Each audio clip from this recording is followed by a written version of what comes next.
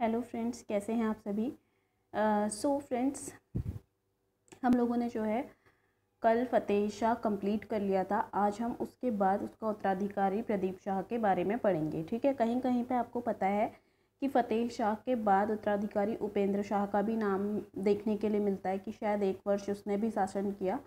लेकिन अगर हम डिटेल्स में जाएं तो फ़तेह शाह के बाद प्रदीप शाह का ही शासन बताया गया है। हो सकता है उपेंद्र शाह शासन 1 साल तक उपेंद्र शाह ने शासन किया हो, लेकिन उसके शासनकाल की कोई ऐसे प्रमुख घटना हमें प्राप्त नहीं हुई है, जिस वजह से जो है उपेंद्र शाह का नाम इतिहास में बहुत फेमस नहीं है। ठीक है, तो फ़तेह शाह के बाद जो है प्रदीप शाह गद्दी पर बैठा। तो कल हमने फ़तेह शाह पृथ्वी शाह का पोता था, ये हमने देखा था। कुछ की पॉइंट्स हैं जो हम देख लेते हैं, एक बार ऊपर ऊपर रिवाइज कर लेते हैं। पृथ्वी शाह के बाद जो है फ़तेह शाह जो है गद्दी पर बैठा था। ठीक है, तो फ़तेह शाह कौन था? वो पृथ्वी शाह का पोता था। तो विचित्र नाटक किसकी आत्मकथा है, ये भी हमने पढ़ा था। विचित्र नाटक किसकी आत्मकथा है? तो गुरु गोविंद सिंह जी की आत्मकथा है विचित्र नाटक। फिर हमने देखा था एक बुक का नाम a short sketch of the life and work. तो इस पुस्तक के लेखक कौन थे? श्री भक्त लक्ष्मण। ठीक है, ए short sketch of the life and work के लेखक कौन है? श्री भक्त लक्ष्मण। फिर है देखते हैं हम नेक्स्ट क्वेश्चन। हमने ये देखा था कि सिख इतिहास किसकी रचना है? तो ठाकुर देशराज की रचना है सिख इतिहास। सिख केसरी और गढ़ नरेश के मध्य युद्ध हुआ था। कल हमने पढ़ा था कि सिख केसरी और गढ़ नरेश के मध्य फ़तेह शाह के मध्य युद्ध हुआ था। तो ये युद्ध कहाँ पे हुआ था? तो ये भेंगड़ी नामक स्थान में हुआ था। फिर हमने एक क्वेश्चन देखा था कि मेमोयर्स ऑफ देहरादून जो पुस्तक है उसके लेखक कौन है? तो उसके लेखक GRC विलियम्स हैं। ठीक है, फिर है फ़तेह शाह के दरबार में भी अकबर और चंद्रगुप्त विक्रमादित्य की तरह ही 9 रत्न हमने देखे थे कि फ़तेह शाह ने भी 9 रत्न देखे थे। कला का प्रेमी फ़तेह शाह भी था। फिर एक देखते हैं हम कि फ़तेह शाह कर्ण ग्रंथ नामक एक पुस्तक है। फ़तेह शाह कर्ण ग्रंथ, ठीक है, इस नाम की एक पुस्तक है जिसकी रचना जटाधर या जटाशंकर ने की थी, जो कि फ़तेह शाह का दरबारी कवि था। उसके बाद व्रत कौमुदी, ये भी एक ग्रंथ था। व्रत कौमुदी, इस ग्रंथ की रचना किसने की थी? तो कवि मतीराम ने। कवि मतीराम भी फ़तेह शाह के दरबार में था। ठीक है, तो व्रत कौमुदी ग्रंथ की रचना किसने की थी? कवि मतीराम ने की थी। फ़तेह शाह की श्रद्धा किसमें थी? अब धार्मिक हमने देखा था कि धर्म के प्रति भी जो है फ़तेह शाह मतलब कुछ लगा रहता था धर्म कर्म में भी। तो फ़तेह शाह जो है नामपंथी था। उसका ये उस संप्रदाय को ये मानता था, नामपंथ को। और बालकनाथ जो कि नामपंथी थे, बालकनाथ, ये इनके समकालीन रहे थे। ठीक है, तो फ़तेह शाह के बारे में हमने इस टाइप से कुछ चीज़ें हमने देखी थी। इम्पॉर्टेंट नोट्स आपने बनाए होंगे कल भी, तो वही हमने रिवाइज़ करे हैं। ठीक है, तो आज हम पढ़े हैं प्रदीप शाह। तो प्रदीप शाह के बारे में अगर हम देखें तो प्रदीप शाह जो है 30 वर्ष तक इन्होंने शासन किया, ऐसी जानकारी हमें मिलती है प्रदीप शाह के बारे में। और 63 वर्ष की उम्र में इनकी मृत्यु हो गई थी। अर्थात अगर इनने 30 वर्ष तक शासन किया है तो इससे हमें पता चलता है कि 33 वर्ष की उम्र में वो गद्दी पर बैठे होंगे। ठीक है, प्रदीप शाह कौन थे? प्रदीप शाह फ़तेह शाह के उत्तराधिकारी थे। ठीक है, अब यहाँ पे कई आपको जब आप ये अजय रावत की बुक पढ़ेंगे तो इसमें आपको कई जगह किसी का मत कुछ अलग दिखाई देगा, फिर किसी का मत इसमें कुछ अलग दिखाई देगा। उसके बाद फाइनली रिपोर्ट्स के अनुसार या जो साक्ष्य मिले हैं उनके अनुसार आपको किसी एक का मत जो है बोला जाएगा कि ये जो है सत्य है। ठीक है, तो वो चीज़ हम नहीं देख रहे हैं क्योंकि उससे कन्फ्यूज़न होगा आपको कि सही कौन सा है। पेपर में हो सकता है आपको गलत वाला याद आ जाए, तो इसलिए हम गलत वाला पढ़ेंगे ही नहीं। जब आप पढ़ेंगे, रीडिंग करेंगे, तब आप पढ़ लीजिएगा, लेकिन फ़िलहाल ऐसे हम लोग जो है जो राइट होगा वही उसको पढ़ेंगे। ठीक है, फिर जो राजा प्रदीप शाह हैं उनके काल का हमें एक सिक्का प्राप्त हुआ है, राजा प्रदीप शाह के काल का, जो कि लखनऊ के म्यूज़ियम में उपलब्ध है, जिसके ऊपर लिखा है गढ़वाल का राजा और नीचे उसमें लिखा है प्रदीप शाह सन 1717 से 1757। ठीक है, तो ये जो है म्यूज़ियम में जो सिक्का मिला है प्रदीप शाह के समय का शासन का, उसमें ये डेट लिखी है प्रदीप शाह की 1717 से 1757। लेकिन इसके अलावा अगर हम बेकेट जी की बात करें तो उन्होंने 1716 से 1775 या 72 इस टाइप से कुछ दी हुई है, ठीक है। तो सब ने जो है अपने अलग अलग मत दिए हैं। अंत में हम अभी मोलाराम और श्री बेकेट की ही जो तिथि है उन्होंने दी है, श्री बेकेट ने और मोलाराम जी ने, तो उनकी तिथि को ही हम मान्य करेंगे, ठीक है। तो ये हमें एक ताम्रपत्र मिला है प्रदीप शाह का। तो कहीं कहीं ऐसा भी कहा जाता है कि प्रदीप शाह जब छोटे बालक थे 5 वर्ष के, तभी गद्दी पर बैठ गए थे। तो ये भी एक गलत तथ्य है, क्योंकि अगर वो 5 वर्ष की उम्र में बैठ गए होते तो कहीं ना कहीं उनका संरक्षिका के रूप में किसने कार्य किया, किसने राजकाज संभाला, उसका नाम आता। लेकिन ऐसा कोई नाम हमें देखने के लिए इतिहास में नहीं मिलता है, ठीक है। तो अगर हम ऊपर ऊपर देखें ना, तो प्रदीप शाह के बारे में इतना कुछ खास आपको देखने के लिए नहीं मिलेगा। तो इस ताम्रपत्र, जो ये ऊपर हमने ताम्रपत्र देखा, इसमें 2 तथ्य प्रकाश में आते हैं। पहला कि उपेंद्र शाह के शासनकाल का ज्ञात, मतलब उपेंद्र शाह जो हम पढ़ रहे थे कि फतेह शाह के बाद उपेंद्र शाह का भी शासन हुआ था। तो ये जो ऊपर हमने ताम्रपत्र देखा, इस ताम्रपत्र से हमें उपेंद्र शाह का नाम भी देखने के लिए मिलता है, ठीक है। उसके अलावा द्वितीय प्रदीप शाह के सिंहासन रोहण की जो समय की उचित अवस्था का हमें पता लगता है। यदि वास्तव में प्रदीप शाह राज्यारोहण के समय अल्पवयस्क होते तो संवत 1697 में निर्गमित ताम्रपत्र में जिस प्रकार रानी कर्णवती का नाम संरक्षिका के रूप में आया है, उसी तरह से प्रदीप शाह की माता का भी नाम जरूर होता, लेकिन हमें उनका कोई नाम नहीं मिला है। तो ये हमें गलत प्रतीत होता है, ठीक है। तो इसलिए जो प्रदीप शाह हैं वो लगभग 33 वर्ष की उम्र में जो है सिंहासन पर बैठे थे, ठीक है।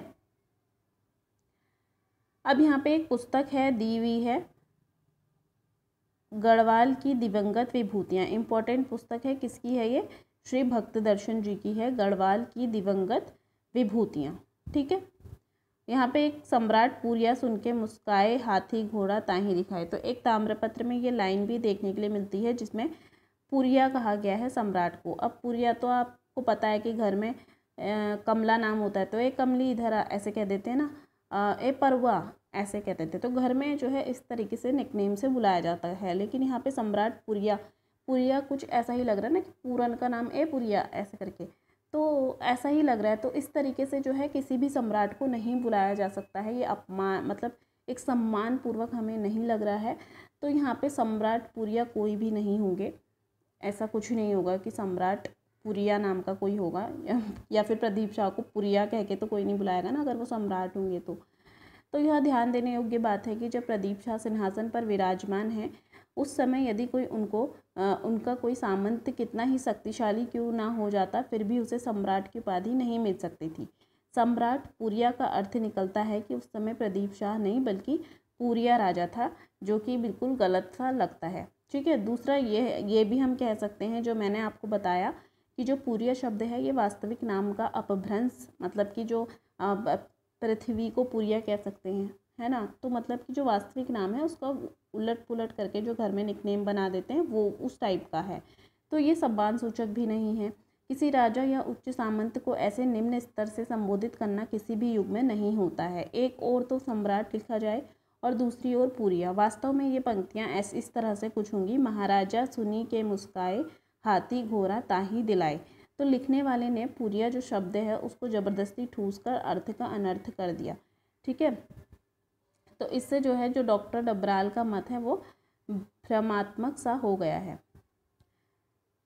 तो इसमें ये सब चीज़ें इसमें बताई हुई हैं। इसके अलावा इसमें जो ज़्यादा इम्पॉर्टेंट है, जो बीच बीच में आपके पुस्तकों के नाम आ रहे हैं, वो चीज़ें इसमें ज़्यादा इम्पॉर्टेंट है। जैसे कि यहाँ पे आपको गढ़वाल गजेटियर ये पुस्तक देखने के लिए मिल रही है, ठीक है।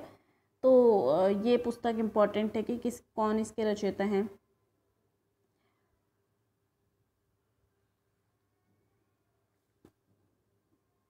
तो ये सब चीज़ें जो है ज़्यादा इम्पॉर्टेंट है। तो गढ़वाल गजेटियर किसकी पुस्तक है?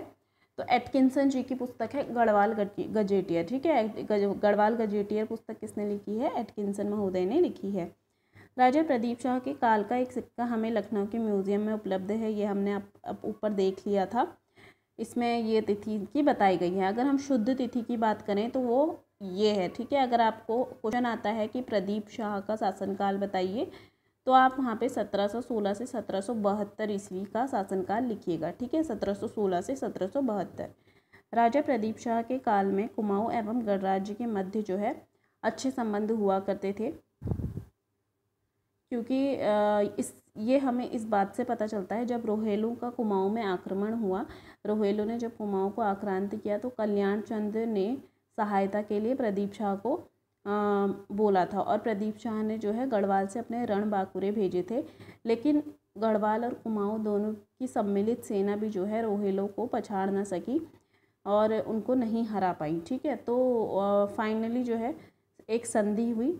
संधि में रोहेलों ने जो है 3 लाख रुपए कुमाऊँ नरेश से मांगे, लेकिन कुमाऊँ नरेश के पास 3 लाख रुपए पर्याप्त नहीं थे, तो उनकी ये सहायता जो है गढ़वाल नरेश प्रदीप शाह ने की थी, और उन्होंने अपने गढ़वाल राजकोष से जो है रोहेलों को 3 लाख रुपए की रकम पूरी करके दी थी। रोहेले अपने इस संधि के बाद रोहेले जो है अपने राज्य को लौट गए थे। रोहेलों ने अपने सेनापति नजीब खान की कमान के अंतर्गत भाबर और दून की घाटी में भी गणराज्य, ये दून की और भाबर जो घाटियाँ थी, ये भी जो है नजीब खान की कमान में गढ़वाल से छीन ली थी। कालांतर में 31 अक्टूबर 1770 ईस्वी को दून गणराज्य द्वारा हस्तगत कर लिया गया, ठीक है। तो रोहेलों ने जो है भाबर और दून की घाटी में भी जो है आक्रमण किया और वहाँ अपने अंडर कर लिया था उसको, लेकिन कुछ समय बाद 31 अक्टूबर 1770 को जो है फिर से गणराज्य ने इसको अपने ही अंदर मिला लिया। अब प्रदीप शाह की मृत्यु देखते हैं हम कब हुई। तो बैकेट द्वारा उद्धृत सूची, जो बैकेट की हमारी सूची है दी हुई है बैकेट ने, उस सूची के अनुसार गढ़वाल एंशियंट एंड मॉडर्न, ठीक है, गढ़वाल एंशियंट एंड मॉडर्न के जो रचयिता हैं वो कौन है? डॉक्टर पातीराम जी, ठीक है। तो गढ़वाल एंशियंट एंड मॉडर्न के रचयिता पातीराम जी का और एटकिंसन का क्या मत है कि प्रदीप शाह जो है संवत 1829 में परलोक सिधारे होंगे। संवत 1829 का मतलब क्या बनता है? 1772। हमने ऊपर जो देखा था कि 1716 से 1772 तक। तो उन्होंने गणराज्य पर जो है इतने समय तक शासन किया। इसके प्रमाण में राहुल सांकृत्यायन जी ने एक ताम्रपत्र का भी उल्लेख किया है। सन 1716 में वे गद्दी पर बैठे और 1772 में मृत्यु को प्राप्त हुए। पंडित हरिकृष्ण रतूड़ी, मतलब कि अगर हम 1716 से 1772 तक का काल देखें तो यानी कि 56 वर्ष तक उन्होंने जो है राज्य किया। उक्त प्रमाणिक तिथि से पंडित हरिकृष्ण रतूड़ी द्वारा लिखी गई अवधि जो है 1750 से 1780 मेल नहीं खाती है, क्योंकि 1716 से 1772 जो है ये तिथि दी गई है। तो रतूड़ी जी द्वारा लिखी श्री प्रदीप शाह के शासनकाल की तिथि सर्वथा जो है असत्य है। फिर है कि राजा प्रदीप शाह का जो काल था उस काल में गढ़वाल जो है पूर्ण शौर्यपूर्ण था। पूरा वैभव गढ़वाल में उस समय था राजा प्रदीप शाह के समय पे, ठीक है। कोष भी पूरा भरा रहता था। तो इसी को देखते हुए विलियम्स ने कहा है कि प्रदीप शाह का जो शासनकाल था वो बहुत शांतिपूर्ण था, ऐश्वर्यशाली था।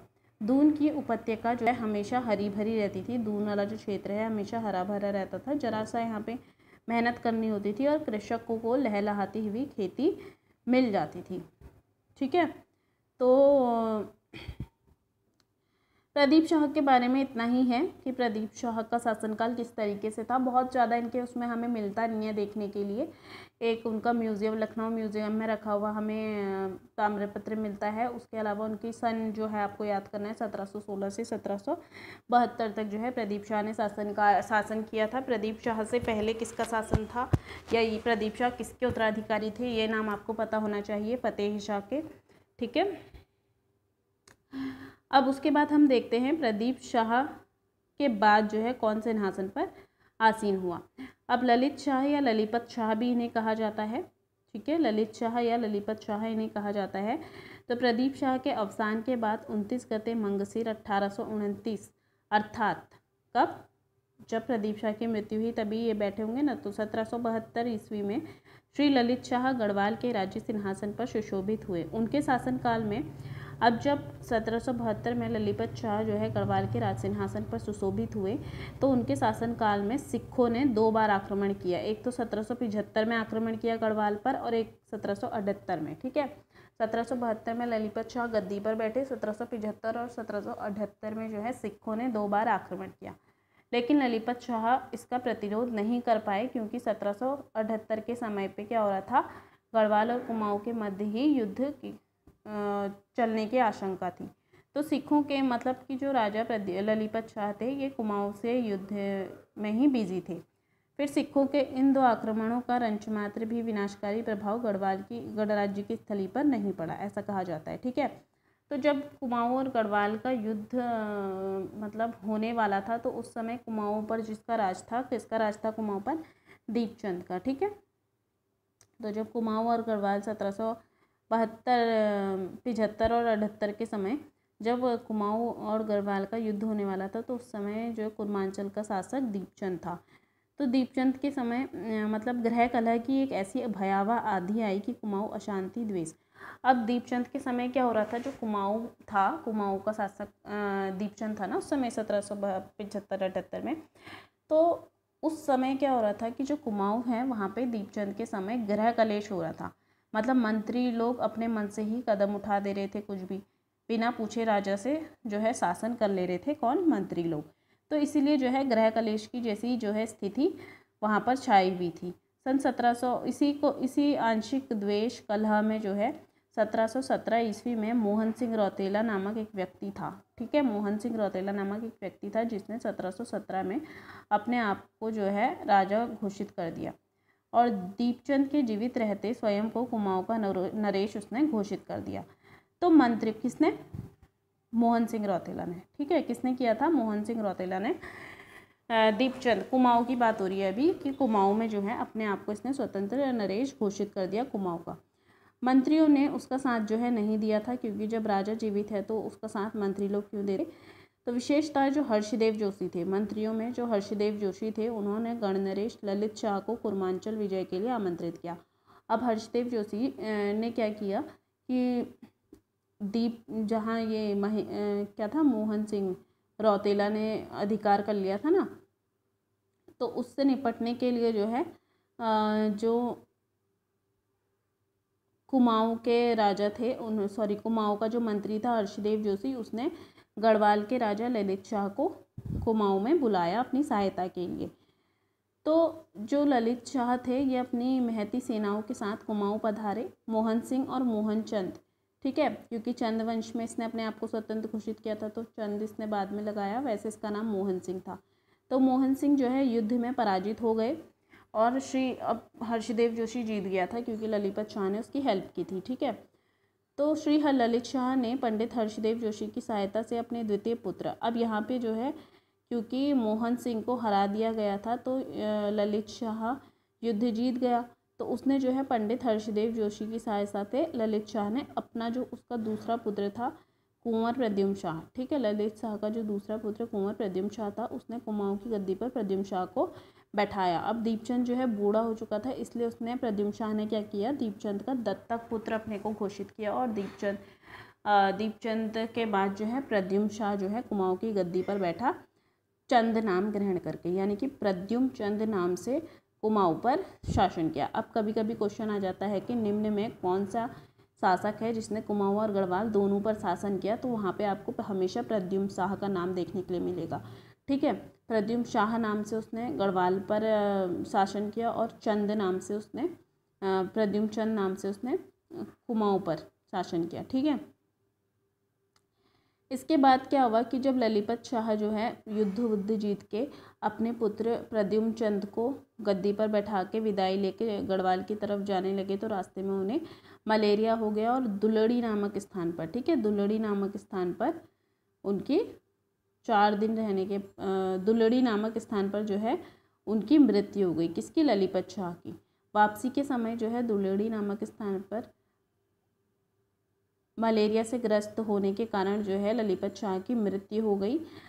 और इसके अलावा हम यहाँ पे देखेंगे कि जो ललिपत शाह थे, इनकी 4 संतानें थी, जयकृत शाह, प्रद्युम्न शाह, पराक्रम शाह और प्रीतम शाह।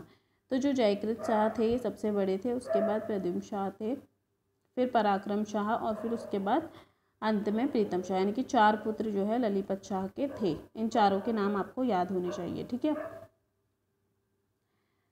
तो यहाँ पे हम देखते हैं कि अब जब ललिपत शाह की मृत्यु हो गई तो ऑब्वियसली ललिपत शाह का जो सबसे बड़ा पुत्र होगा जयकृत शाह, वही गद्दी पर बैठेगा। और जयकृत शाह और जो प्रद्युम्न शाह थे ना, ये दोनों सौतेले भाई थे, और तो इन दोनों में भी जो है हमेशा शत्रुता रहती थी। लेकिन फिर भी ज्येष्ठ पुत्र होने के कारण जो है जयकृत शाह को गद्दी पर बैठाया गया। पंडित हरिकृष्ण रतूड़ी एवं पंडित बद्रीदत्त पांडे ने भी अपने ग्रंथों में, जो कि गढ़वाल का इतिहास और कुमाऊं का इतिहास इन्होंने लिखा था, पंडित हरिकृष्ण रतूड़ी और पंडित बद्रीदत्त पांडे ने, उसमें इन्होंने बैकेट की सूची में जयकृत शाह के राज्यारोहण और शासन की जो तिथि बताई है 1780 से 1786 बताई है। और गढ़वाल पेंटिंग्स के लेखक जो मुकुंदी लाल हैं, उनके अनुसार जो ये तिथि है 1780 से 1785 इन्होंने इनकी तिथि बताई है। लेकिन जो श्री रतूड़ी जी हैं, वो उनकी जो तिथि है वो 1701 से 1796 तक जयकृत शाह का शासनकाल इन्होंने बताया है, 1701 से 1796 तक। ठीक है, तो किसने बताया है? हरिकृष्ण रतूड़ी ने जयकृत शाह का शासनकाल कितना बताया है? 1701 से 1796 1701 से 1796 96। ठीक है, तो ये जो काल बताया है जयकृत शाह के शासन का, ये रतूड़ी जी ने बताया है 1701 से 1796 तक। तो जो जयकृत शाह थे और जो प्रद्युम्न शाह थे, इनके बीच शत्रुता जैसी स्थिति उत्पन्न हो गई, क्योंकि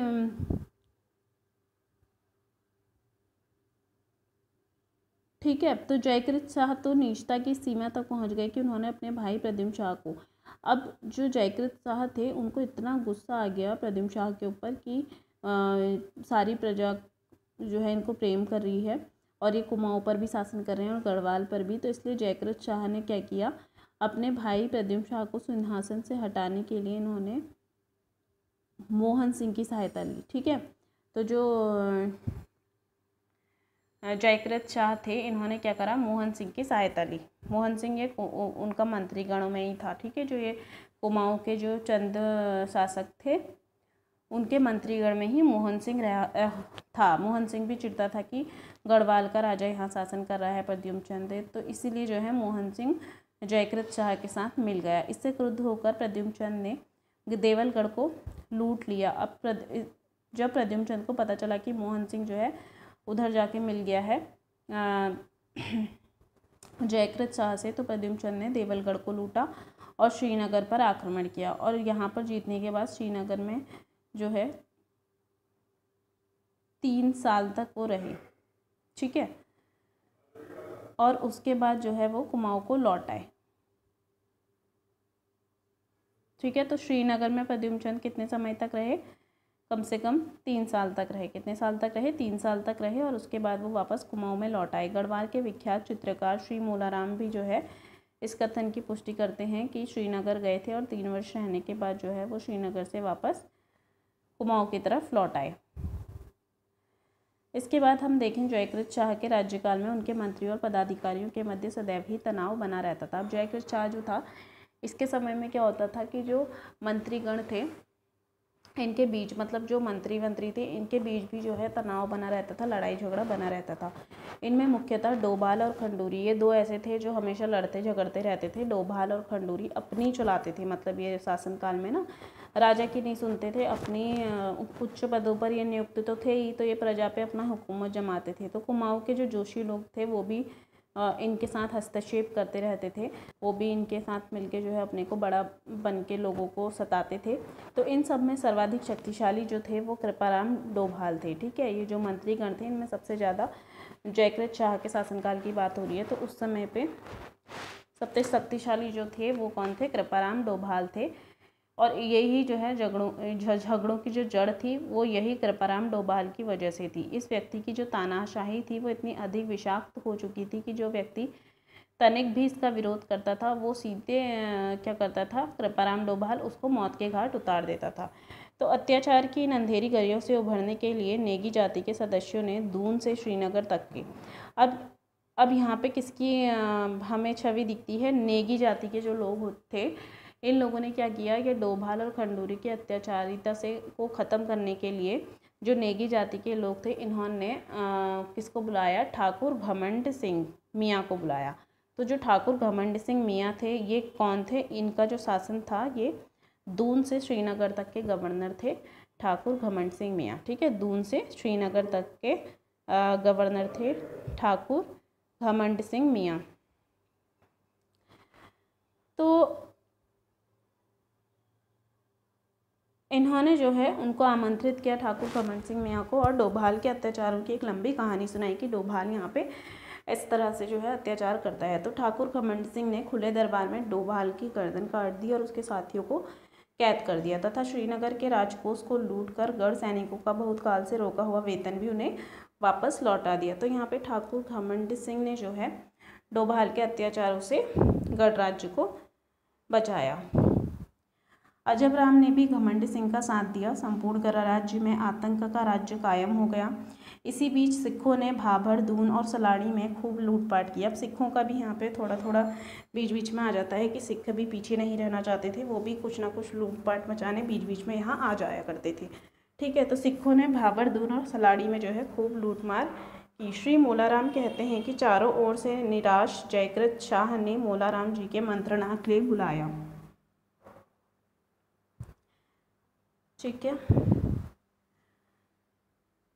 तो अब क्या हुआ कि जो हमारे चित्रकार मोलाराम जी हैं, फेमस चित्रकार मोलाराम जी, उन्होंने बोला कि चारों ओर से निराश अब जयकृत शाह चारों तरफ से, क्योंकि उनके आपसी मतभेद ठीक नहीं हो रहे थे, उनके गृह कलेश हो रहे थे, मंत्रीगण ही आपस में लड़ रहे थे, तो जयकृत शाह जो है बहुत निराश हो गए और उन्होंने जो है सिरमौर का शासक जगत प्रकाश जो था उसको बुलवाया गणनरेश की सहायता के लिए। ठीक है, तो रणकुशल युद्ध में जो कुशल था जगत प्रकाश, उसने अपनी सेनाओं के साथ गढ़ राज्य की रक्षा के लिए अपने देश से वो चल पड़ा।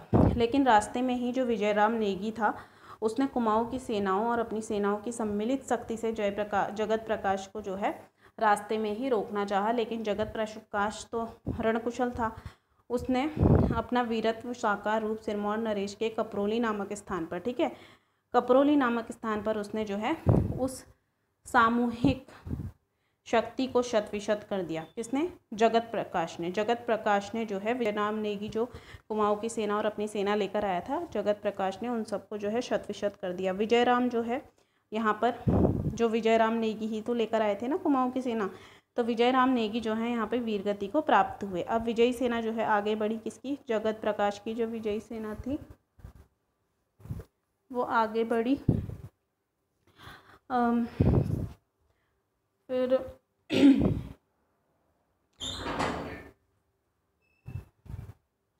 अब जो घमंड सिंह की तलवार थी वो जगत प्रकाश की तलवार से टकराई। अब जो घमंड सिंह जो दून और श्रीनगर के क्षेत्र के जो गवर्नर थे उनका युद्ध हुआ किससे?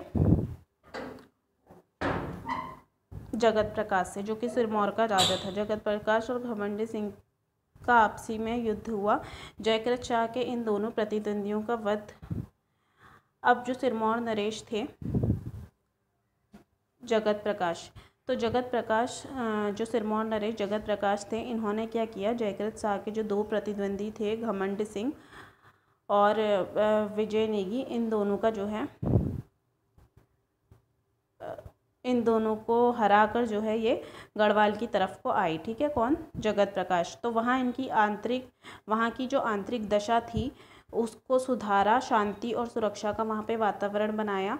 और ये सब काम करने के बाद जो वीर जगत प्रकाश थे ये सिरमौर को लौट गए। लेकिन जयकृत शाह जो है ये अपनी कुलदेवी की पूजा करने के लिए देवलगढ़ की ओर चल पड़े। ठीक है, तो गढ़वाल के कुछ मंत्रियों ने इनकी सूचना, मतलब कि जो जयकृत शाह हैं वो अपनी कुलदेवी की पूजा के लिए, क्योंकि अब शांति वांति सब हो गई थी गढ़ राज्य में, जगत प्रकाश सिरमौर के नरेश जो जगत प्रकाश थे इन्होंने शांति व्यवस्था बना दी थी।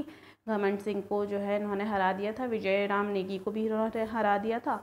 तो उसके बाद जो है इन्होंने क्या करा? शांति व्यवस्था बना के गढ़ राज्य में फिर ये वापस अपने सिरमौर को लौट गए। लेकिन फिर जो शांति व्यवस्था देख कर कि चलो अब सब कुछ ठीक है, ये सब चीज़ देखकर जो है जयकृत शाह ने सोचा कि चलो अब जो है अपने भगवान को पूज लेते हैं, कुलदेवी की जो है पूजा कर लेते हैं कि हाँ हमारा गढ़ राज्य जो है अब सुख से रहेगा। तो ये जब जयकृत शाह अपनी कुलदेवी की पूजा करने के लिए देवलगढ़ गए तो ये बात जो है किसी ने प्रद्युम्न शाह को बता दी। ठीक है, तो कुछ मंत्री थे उनके, उन्होंने प्रद्युम्न शाह को बता दिया कि जो है जयकृत शाह कुलदेवी की पूजा के लिए गए हैं। तो प्रद्युम्न शाह ने जो है अपनी कुमुकों के साथ गढ़राज्य में प्रवेश किया। अब प्रद्युम्न शाह फिर से गढ़वाल की तरफ आ गए और गढ़वाल को उन्होंने रौंद डाला। 3 साल तक जो है प्रद्युम्न शाह ने गढ़वाल को अपने अंडर रखा और श्रीनगर में निवास किया। ठीक है, प्रद्युम्न शाह ने, तो यही वो समय था जब प्रद्युम्न शाह ने मतलब शाह की उपाधि मतलब गढ़वाल में शाह बन के शासन किया था। तो 3 साल तक जो है प्रद्युम्न शाह श्रीनगर में निवास करने लगे और शासन किया। उसके बाद फिर से वो कुमाऊं की तरफ चले गए। प्रद्युम्न शाह के कुमाऊं लौटने के बाद फिर से जयकृत शाह आया और उसने श्रीनगर को अपने अंडर कर दिया और फिर से गढ़वाल की बागडोर संभाली। किसने? जयकृत शाह ने। लेकिन फिर से जो है आंतरिक कला उभर गया। जयकृत शाह के समय ही आंतरिक कला उभर जाता था, तो फिर से जो है आंतरिक कला उभर गया और उनके जो जयकृत शाह के परम विश्वास पात्र धनी राम थे, उन्होंने भी जो है जयकृत शाह को धोखा दिया। ठीक है, जो जयकृत शाह जिस पे सबसे ज़्यादा विश्वास करते थे धनी राम जी पे, तो धनी राम जी ने भी जो है जयकृत शाह को धोखा दिया और प्रद्युम्न शाह की सहायता की। तो इस पर जो है जयकृत शाह अंदर से टूट गए और अत्यधिक निराश हुए। उनको जो होता है ना कि जब किसी का विश्वास तोड़ दिया जाता है, जिसका विश्वास टूटा हो उसको अंदर से बहुत मानसिक प्रताड़ना हो जाती है। तो उसी तरह से जो है जयकृत शाह को भी जो है मानसिक क्लांति से थक कर अब अंदर से टूट से गए थे जयकृत शाह। तो वो जो है अंत में कहाँ को चले गए? देवप्रयाग के रघुनाथ जी के मंदिर में चले गए। कहाँ चले गए? देवप्रयाग के रघुनाथ जी के मंदिर में जयकृत शाह चले गए और वहीं निवास करने लगे। तो निवास के चौथे दिन ही जो है जयकृत शाह का रघुनाथ जी के मंदिर में ही निधन हो गया और उनकी जो 4 रानियां थी वो भी उनके पार्थिव देह के साथ सती हो गई। तो मोलाराम जी कहते हैं कि मरते समय उन्होंने प्रद्युम्न शाह, पराक्रम शाह और अन्य मंत्रियों को श्राप दे दिया था। ठीक है, जो जयकृत शाह थे उन्होंने प्रद्युम्न शाह, पराक्रम शाह को और जो अन्य मंत्री थे उनके राजकाल में जिन्होंने उनके साथ धोखा किया था या अन्य लोगों के साथ मिलकर उनके साथ विश्वासघात किया था, उन सबको जो है वो श्राप देके मरे थे जयकृत शाह। ठीक है, तो इतना हमने जयकृत शाह के बारे में देखा। प्रद्युम्न शाह और जयकृत शाह जो है दोनों सौतेले भाई थे। ठीक है, तो इसके बाद हम नेक्स्ट में जो है प्रद्युम्न शाह के बारे में देखेंगे कि प्रद्युम्न शाह का शासनकाल कुमाऊं और गढ़वाल में किस तरह से था और उनकी फिर मृत्यु कब हुई और उनके बाद जो है कौन अंतिम शासक बना। ठीक है, तो आज के लिए इतना काफ़ी है आज के लिए। नेक्स्ट लेक्चर में हम बाकी सब चीज़ें देखने वाले हैं और नेक्स्ट लेक्चर में जो है ये चैप्टर ख़त्म हो जाएगा। उसके बाद हम गोरखा शासन पढ़ने वाले हैं। ठीक है, तो अजय रावत जी की बुक के हमारे 2 चैप्टर कंप्लीट हो जाएंगे, चंदों का वंश और परमार वंश। ठीक है, तो चैनल को सब्सक्राइब कर दीजिए, शेयर कर दीजिए, लाइक कर दीजिए। Thank you for watching. Bye bye.